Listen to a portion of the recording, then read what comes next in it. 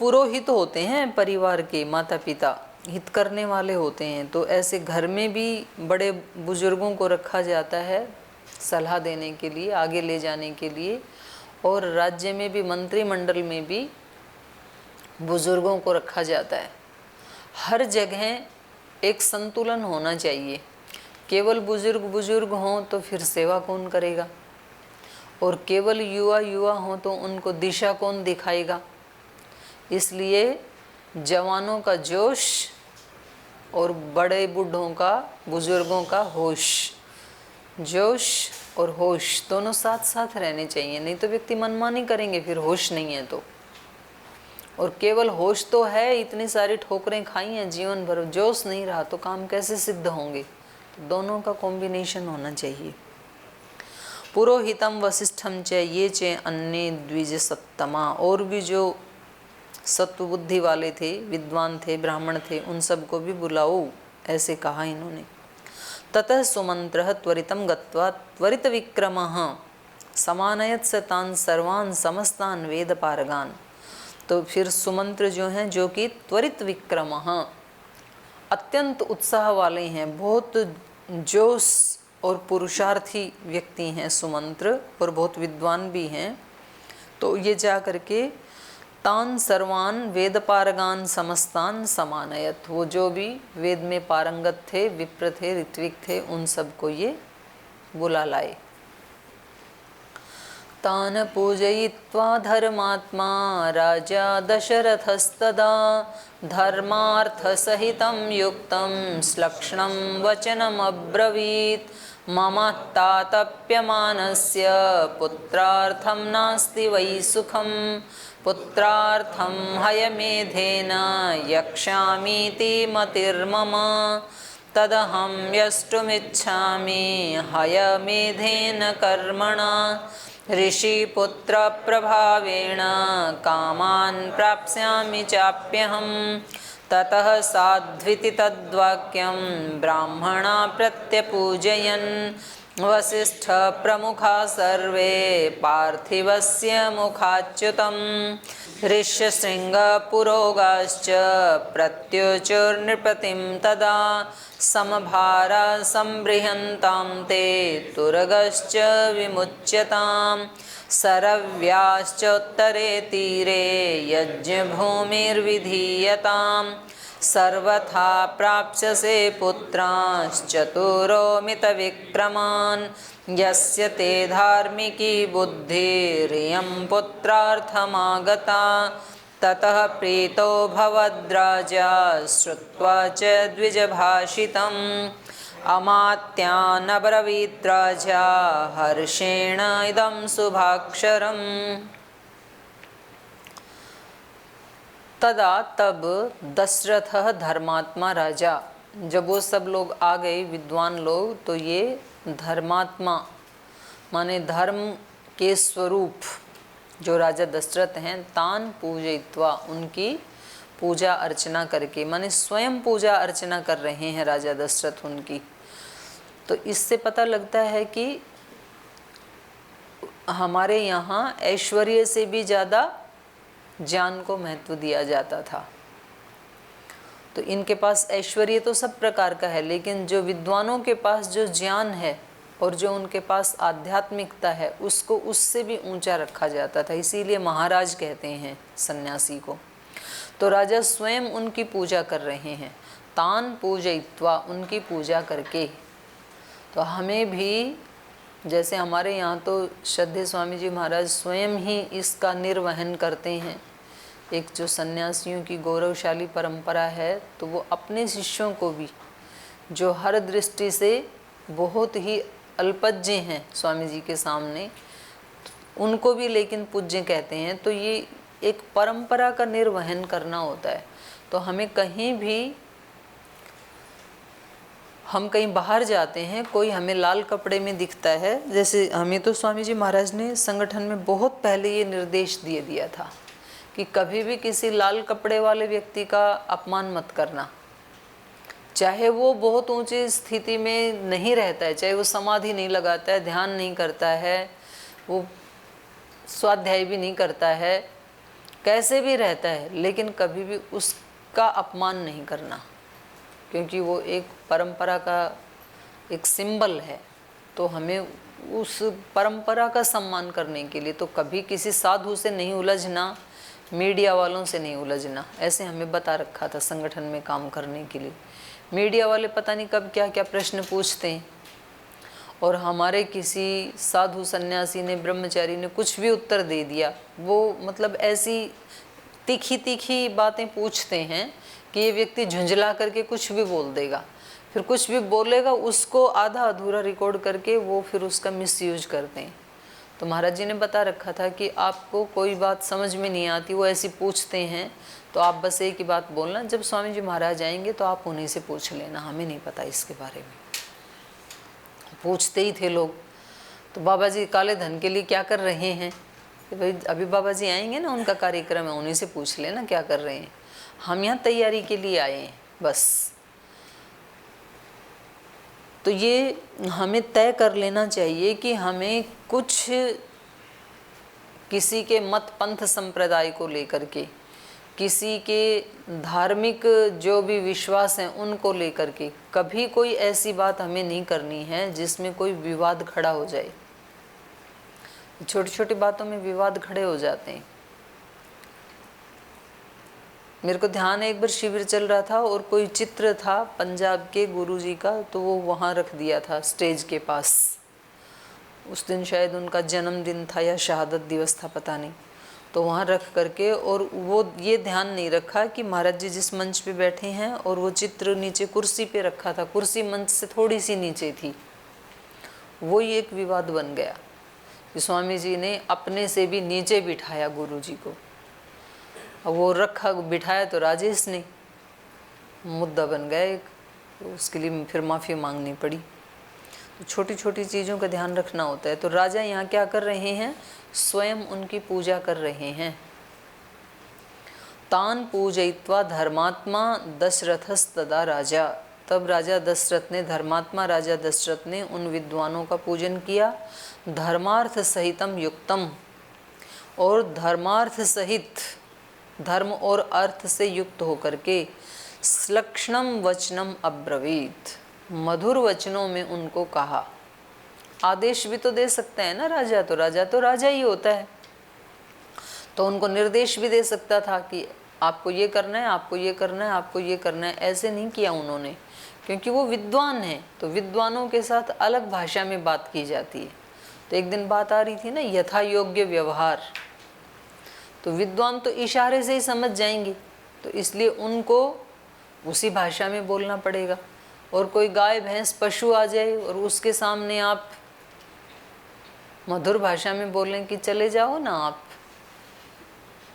यहाँ यज्ञशाला के पास जो केले लगाए हैं ये कहीं टूट ना जाएं, आप जरा ध्यान से चलना। तो सुनेगी गाय या वो भैंस सुनेगी क्या, नहीं सुनेगी। तो उसको तो डांट के ही बोलना पड़ता है कि निकलो गेट से बाहर।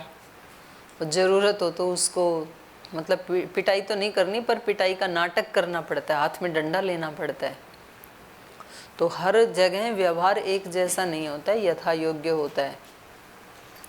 ये क्योंकि सब धर्मात्मा हैं, सब विद्वान हैं, इसलिए स्वयं राजा भी इनसे श्लक्षणम वचनम अब्रवीत, मधुर वचन में बात कर रहे हैं। तो कुछ लोग ऐसे ना इसको इशू बना लेते हैं कि ये व्यक्ति जो हैं ये उनके सामने तो, स्वामी जी के सामने तो अलग ढंग से बात करते हैं, हमारे सामने अलग ढंग से बात करते हैं, गार्ड के सामने अलग ढंग से बात करते हैं, ये सब जगह अलग अलग ढंग से बात करते हैं। तो अलग अलग करनी ही पड़ेगी, क्योंकि हर एक का व्यक्तित्व अलग अलग है, इसलिए व्यवहार कैसा होगा, यथा योग्य ही होगा। लेकिन भाव सब में एक जैसा रखा जा सकता है और रखना ही चाहिए।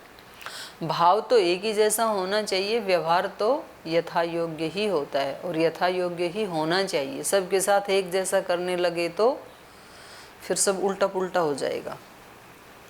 जो अपराधी हैं उनके साथ कैसे सम्मान का व्यवहार किया जा सकता है, प्रीति का व्यवहार कैसे किया जा सकता है। जो रेपिस्ट हैं,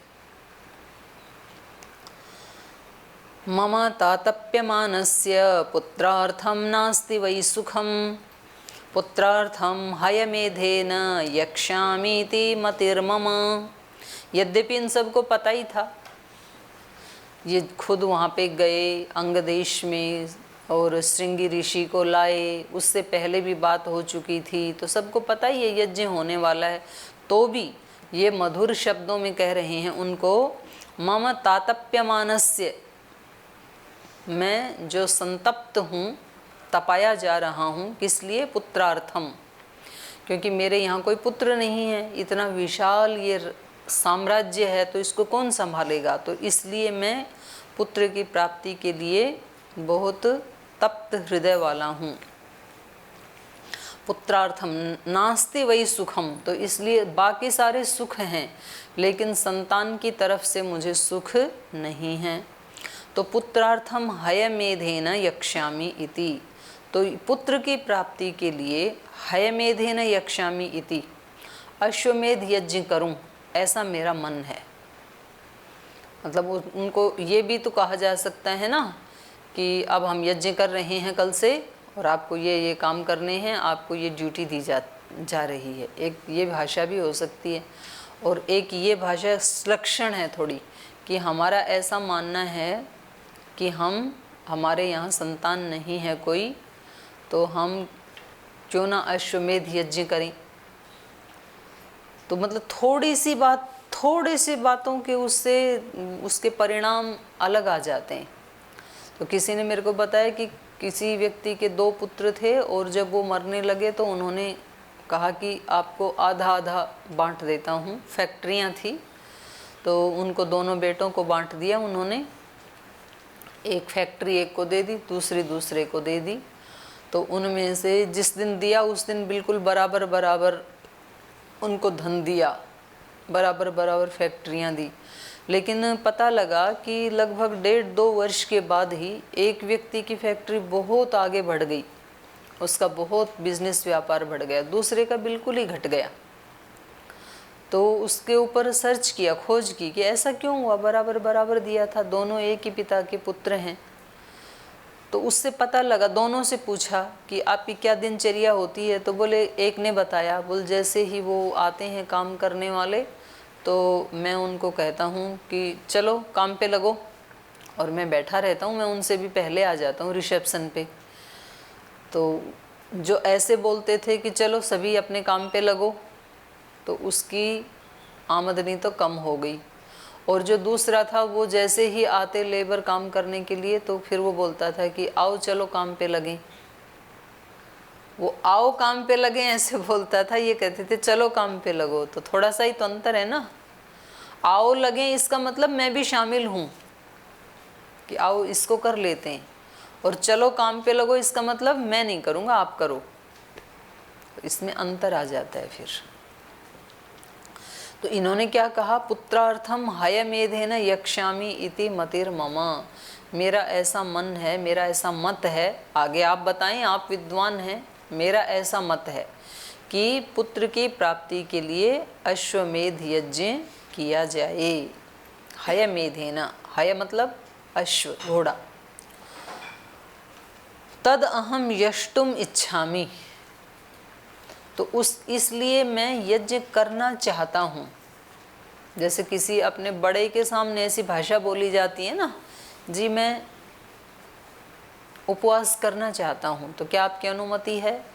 मैं नेट की तैयारी करना चाहता हूँ, मैं व्याकरण पढ़ना चाहता हूँ, मैं गीता याद करना चाहता हूँ। तो ये जो भाषा होती है इसमें अनुमति की अपेक्षा होती है कि आप ऐसा आशीर्वाद दें, आप ऐसी अनुमति दें तो मैं ये करना चाहता हूँ।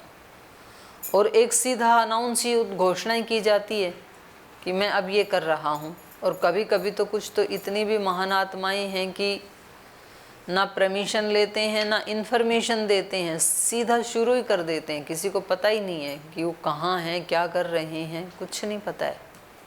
तो ये रामायण तो ऐसी शिक्षा नहीं दे रही है।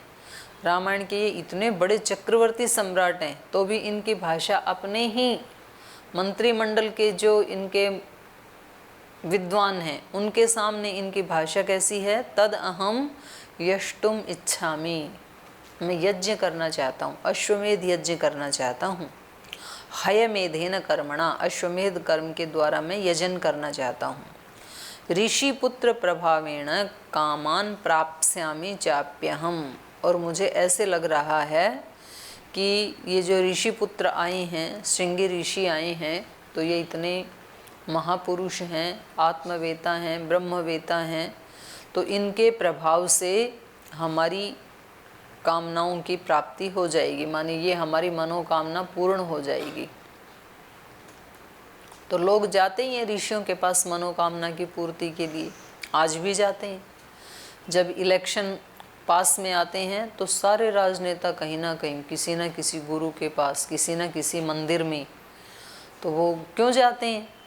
तो आज भी भारत के लोगों में ये विश्वास है कि अगर वहाँ का आशीर्वाद मुझे मिल गया तो व्यर्थ नहीं जाएगा। सिद्ध पीठ होती हैं, ऐसी सिद्ध गुरु होते हैं, और उस समय तो ऐसी भीड़ आती है कि जो बिना सिद्ध वाले हैं उनके पास भी जाते हैं कि चलो छोटा मोटा आशीर्वाद तो ये भी दे ही देंगे, तुक्का लग जाए। नहीं, उनके पास 10-20 लोग उनके फॉलोवर होते हैं, तो कम से कम इतने वोट तो मिल ही जाएंगे ना, उनके पास जाने में हर्ज क्या है?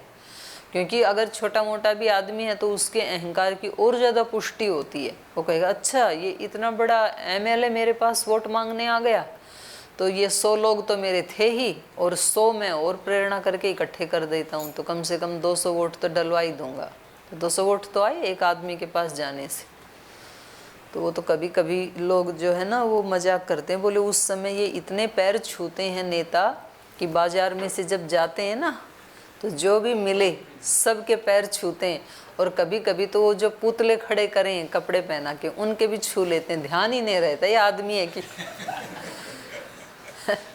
पुतला है कि आदमी है, उसके भी छू लेते हैं, क्योंकि वो जल्दी में इतने होते हैं, कौन सा उनको देखना है, उनको तो बस सब ऐसे हाथ टिका के ऐसे करना है। तो व्यक्ति क्यों जाता है? परीक्षा देने के लिए जब जाते हैं तो माता पिता के पास जाते हैं, इलेक्शन लड़ना होता है तो गुरुओं के पास, मंदिर आदि धार्मिक स्थानों में जाते हैं, तो वो वहाँ से हमें पॉजिटिव एनर्जी मिलती है। व्यक्ति के अंदर ये आत्मविश्वास आ जाता है कि अगर इनका गुरुजी का आशीर्वाद मिल गया तो फिर मेरी फतेह होगी ज़रूर। आप जब कभी आपका कहीं किसी कंपटीशन में आपको जाना हो तो जाने से पहले अपने गुरुजनों का आशीर्वाद लेते हैं ना आप, कि स्वामी जी से एक बार आशीर्वाद ले लेते हैं, आचार्य जी से एक बार आशीर्वाद ले लेते हैं, क्योंकि हम कंपटीशन के लिए जा रहे हैं। तो क्यों लेते हैं? क्योंकि हमें उनकी तरफ से एक पॉजिटिव एनर्जी मिलती है और हमारी वाली भी जागृत हो जाती है। हमारे मन में ये भाव आ जाते हैं कि मेरे गुरु का आशीर्वाद मेरे साथ है, तो अब मेरे को कहीं कोई दिक्कत नहीं आएगी। और यदि हम आशीर्वाद नहीं लेके गए तो फिर हमारे अंदर ही थोड़ी बेचैनी और अविश्वास रहता है कि अच्छा होता स्वामी जी के लिए आई तो स्वामी जी तो मिले नहीं, पता नहीं होगा कि नहीं होगा, तो हमारी एनर्जी आधी हो जाती है। तो इसलिए इन्होंने क्या किया कि ऋषि पुत्र के प्रभाव से उसको गौरव दे रहे हैं। दूसरों को गौरव देने से अपना गौरव बढ़ता है। साइंस समझ में यदि आ जाए तो जीवन की समस्याएं हल हो जाती हैं। दूसरों को सम्मान देने से अपना सम्मान बढ़ता है। हम तो गांव में सुनते थे, जो गांव की महिलाएं बड़े बुजुर्ग महिलाओं के पैर दबाती थी तो वो उनको खूब आशीर्वाद देती थी। तो उनमें एक आशीर्वाद ये होता था कि आप जितनी नीची होती हैं भगवान आपको उतना ऊंचा करे। कितनी बड़ी बात है ये। और कुछ तो ऐसे होते हैं कि मतलब हम पैर छू लें, हम तो पढ़े लिखे हैं, हम पैर कैसे छू सकते हैं किसी के? और कभी कभी तो हम तो पढ़े लिखे नहीं हैं पर हमारे पति पढ़े लिखे हैं, हमारे सास ससुर पढ़े लिखे हैं, हम कैसे इनसे नमस्ते कर लें? और ये रामायण सिखाती है। श्री राम वापस आए तो जैसे सीता माता ने अपनी तीनों सास के चरणों में प्रणाम किया, वैसे ही मंथरा तो कहीं एक कोठरी में पड़ी हुई थी, अपने आप ही पश्चाताप की अग्नि में जल रही थी। स्वयं श्री राम, सीता और लक्ष्मण उसके पास जाते हैं आशीर्वाद लेने के लिए, और वो इतनी ग्लानि से भरी हुई है कि ये मैंने क्या कर डाला, क्योंकि उनके जाने के बाद तो हर व्यक्ति उसको कोस ही रहा था। तो बाहर निकली ही नहीं 14 वर्ष तक, और ऐसे मतलब पागल जैसी हो गई थी। तो उन्होंने कहा कि कौन, उसको दिखाई भी नहीं दे रहा था, ठीक से सुनाई भी नहीं दे रहा था। तो उन्होंने कहा कि मैं श्री राम। तो उन्होंने कहा नहीं, राम मेरे यहाँ नहीं आ सकते हैं। उन्होंने कहा कि माई, आपने बचपन में हमें अपनी गोद में खिलाया, आप भी हमारे लिए माँ जैसी हैं। ये देखो देवी सीता आई हैं आपका आशीर्वाद लेने के लिए। तो उसको याद आता है कि कैसे मैंने उनके आभूषण उतारे थे, राजसी वस्त्र उतारे थे, उनको भी वल्कल वस्त्र दे दिए थे। क्योंकि जब व्यक्ति का दिमाग खराब होता है ना, तो उसको होश नहीं रहता है। वशिष्ठ जी की पत्नी हैं जो अरुंधति जी, उन्होंने मना किया उनको कि आपने, वनवास तो राम को हुआ है, ये हमारी कुल वधू हैं, आप इनके कपड़े क्यों उतार रही हैं, ये सुहागिन है, इनको वल्कल वस्त्र क्यों पहना रही हैं आप। बोले नहीं, सबके लिए नियम बराबरी है, वन में जाएंगे तो वल्कल वस्त्र पहन के ही जाएंगे। मतलब उसको ये लगता था कि कुछ आभूषण ले जाएंगे तो हो सकता है कि कहीं कुछ चाय पानी पी लें बेच करके, हैं। चाय पानी थी नहीं तो कुछ ना, फल वल खा लेंगे। हाँ, समर्पण देव जी कह रहे फल वल खा लेंगे, कहीं होटल में रुक जाएंगे जेवर बेच के। तो वो उनके भी पैर छूने के लिए जाते हैं। बात क्या है, दूसरे का सम्मान करने से व्यक्ति खुद बड़ा होता है, छोटा नहीं होता है। कुछ लोग इसी ऐंठ में रहते हैं कि भाई हमारी इनसे बनती नहीं तो हम इनको नमस्ते नहीं करेंगे। तो इसमें आपका छोटापन है, उसका छोटापन नहीं है। आप अपने बड़ों को विश नहीं करते हैं, आप उनसे प्रणाम नहीं करते हैं, उनका आशीष नहीं लेते हैं, तो वो तो बड़े ही रहेंगे, उनको आप कैसे छोटा कर सकते हो। इस जन्म में तो कर नहीं सकते हो, लेकिन आप जरूर छोटे हो जाते हो। और जब हम, जो हमारे को अनुमति भी ना दे लेकिन हमारे से बड़ा है, तो हम उसको प्रणाम करते हैं, तो हम बड़े होते हैं। तो इसलिए ये कह रहे हैं, ऋषि पुत्र प्रभावेण कामान प्राप्स्यामि चाप्य हम, मुझे विश्वास है कि इनके प्रभाव से मैं कामनाओं की पूर्ति कर लूँगा, अर्थात हमें पुत्र की प्राप्ति हो जाएगी। हम जब सबके सामने आशीर्वाद लेने के लिए अपना सर झुकाते हैं और वहाँ हम ब्रह्म का ही दर्शन करते हैं, जो ब्रह्म दृष्टि है, तो फिर हमें विश्वास हो जाता है कि मेरे मन में किसी के प्रति अप्रीति की भावना नहीं है, कोई विद्वेष की भावना नहीं है, तो निश्चित रूप से भगवान मेरे सब काम पूरे करेगा ही। क्योंकि मैं सब में भगवान को ही देख रहा हूँ, उस ब्रह्म भाव को ही देख रहा हूँ, तो ब्रह्म ही मेरे सब कामों को पूरा करेगा। दूसरे की इच्छा है भाई वो कैसा व्यवहार कर रहा है। तो कभी कभी ऐसे भी होता है कि बड़े लोग अभिवादन भी नहीं लेते हैं, ठीक से रिस्पॉन्स भी नहीं देते हैं, तो वो उनका हिसाब उनके साथ है, कोई बात नहीं, हम अपना फर्ज पूरा करें। लेकिन ततः साध्विति तद्वाक्यम ब्राह्मणा प्रत्यपूजयन् वसिष्ठ प्रमुखा सर्वे पार्थिवस्य मुखाच्युतम। तो पार्थिवस्य मुखाच्युतम, पार्थिव मतलब पृथ्वी का जो राजा है, अर्थात दशरथ।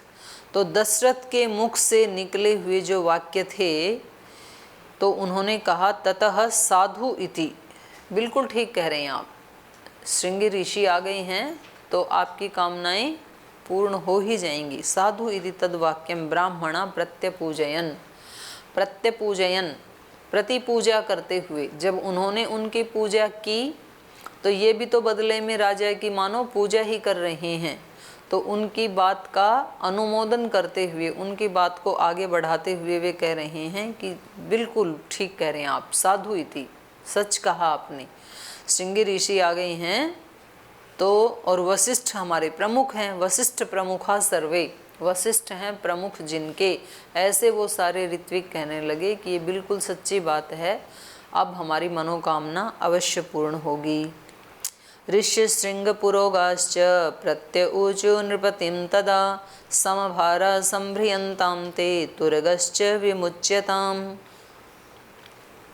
ऋष्य श्रृंग पुरोगाश्च, तो ऋषि, श्रृंगी ऋषि और सारे पुरोहित, प्रत्युचु नृपतिम तदा। अभी तक राजा बोल रहे थे, अब ये राजा को कह रहे हैं सभी विप्रगण कि राजा संभारा संभ्रियंताम, आप यज्ञ सामग्री को एकत्रित करवाइए और तुर्गश्च विमुच्यताम, घोड़े को छुड़वा दीजिए, अश्व को छुड़वा दीजिए।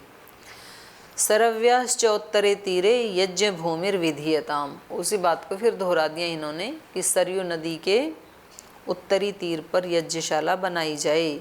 सर्वथा प्राप्त से पुत्रान, तो ये कह रहे हैं कि निश्चित रूप से आप पुत्रों को प्राप्त करेंगे, और पुत्र भी एक नहीं, चतुर अमित विक्रमान, 4 पुत्र होंगे, और वो भी कैसे होंगे? अमित विक्रम वाले, जिनका शौर्य पराक्रम मापा नहीं जा सकता, उसको कहते हैं अमित। तो बहुत ही पराक्रमी पुत्र होंगे आपके। यस्य ते धार्मिकी बुद्धि इयम पुत्रार्थम आगता, क्योंकि पुत्र प्राप्ति के लिए आपने धर्म का आश्रय लिया है, आपकी बुद्धि धार्मिकी हो गई है। तो धर्म का आश्रय लेखो, कभी भी व्यक्ति को धनवान बनना है ना, तो कभी भी अधर्म का आश्रय लेकर के धनवान बनने की कोशिश नहीं करनी चाहिए। व्यक्ति सोच लेता है ऐसे कि भाई धर्म अधर्म बाद में देख लेंगे, बाद में यज्ञ कर लेंगे, बाद में मंदिर चले जाएंगे, अभी तो आने दो, जैसी भी ढंग से आ रहा है धन। तो गलत तरीके से व्यक्ति अगर उपलब्धि को प्राप्त करता है तो वो ना तो उस व्यक्ति को सुख देने वाली होती है, ना दूसरे को सुख देने वाली होती है। और जैसे वो गलत तरीके से आती है, वैसे जो पहले का था उसको भी साथ लेके चली जाती है। तो कभी भी व्यक्ति को जीवन में कितनी भी बड़ी उपलब्धि हो रही हो, तरीका गलत नहीं अपनाना चाहिए। गलत राह पे चल करके कोई बड़ी उपलब्धि नहीं लेनी चाहिए, क्योंकि वो बहुत विनाशकारी होती है। तो व्यक्ति ऐसे कर लेता, थोड़ी सी झूठ बोलने से इतने पैसे मिलेंगे तो बाद में देख लेंगे इस झूठ का तो परिहारम, तो अभी तो ले ही लेते हैं। तो ऐसा नहीं करना चाहिए। तो राजा ने भी ऐसे ही किया। तो ये सब उसका अनुमोदन कर रहे हैं कि आपने अपनी इस मनोकामना की पूर्ति के लिए धार्मिक रास्ता अपनाया है, कोई और रास्ता भी तो अपना सकते थे। तो ये बहुत अच्छा है आपके लिए। तो आगे फिर कल पढ़ेंगे, आज समय हो गया है। शेष चर्चा कल की कक्षा में करेंगे।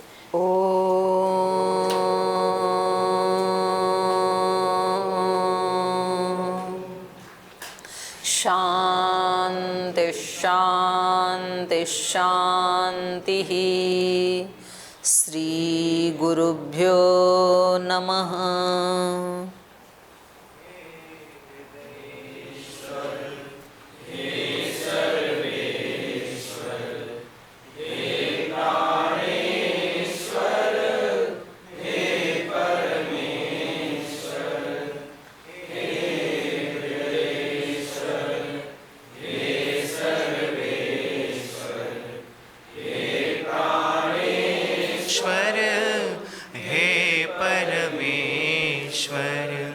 हे समर्थ हे करुणा सिंधु, हे समर्थ हे करुणा सिंधु, विनती ये स्वीकार करो, विनती ये स्वीकार करो।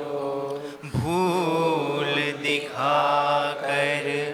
उसे मिटा कर, भूल दिखा कर उसे मिटा कर, अपना प्रेम प्रदान करो, अपना प्रेम प्रदान करो। पीर हरो हरि, पीर हरो, पीर हरो हरि, पीर हरो, पीर हरो हरि, पीर हरो, पीर हरो हरि, पीर हरो। हे हृदयेश्वर, हे सर्वेश्वर, हे प्राणेश्वर हे परमेश्वर हे हृदयेश्वर हे सर्वेश्वर हे प्राणेश्वर हे परमेश्वर हे प्राणेश्वर हे परमेश्वर हे प्राणेश्वर हे परमेश्वर। ओम श्री गुरुभ्यो नमः।